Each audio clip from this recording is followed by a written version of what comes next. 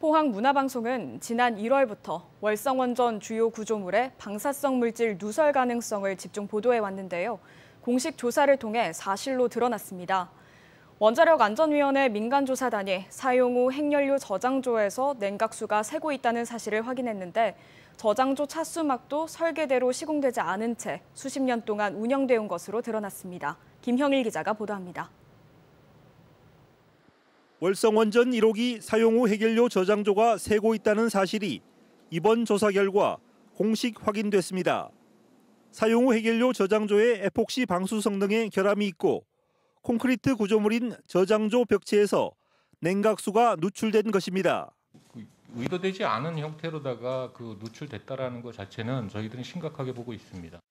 특히 사용 후 핵연료 저장조 주변 토양에서 감마 핵종인 세슘 137이 g당 최대 0.37베크렐 검출됐는데 이는 자체 처분 허용 농도를 3배 이상 초과한 수치입니다. 더구나 한수원의 과거 보고서를 확인한 결과 균열과 냉각수 누수 현상은 이미 수차례 발생한 것으로 드러났습니다.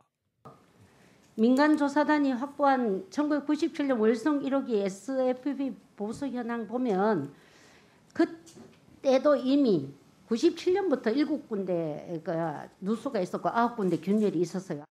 또 1997년 저장조의 차수막을 원래 설계와는 다르게 시공했고 2012년에는 잘못된 파일 공사로 차수막을 손상시켜 기능을 제대로 수행하지 못한 것으로 판단하고 있습니다.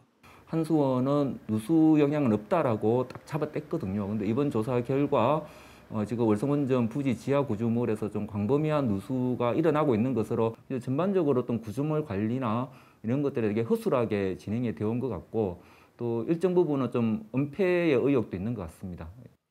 한수원은 최종 조사 결과가 나오지 않은 시점에서 입장을 밝힐 수 없다며 규제기관의 결정을 기다리고 있다고 밝혔습니다.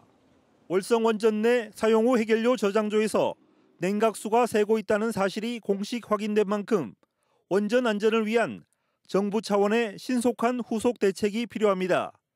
MBC 뉴스 김혁일입니다.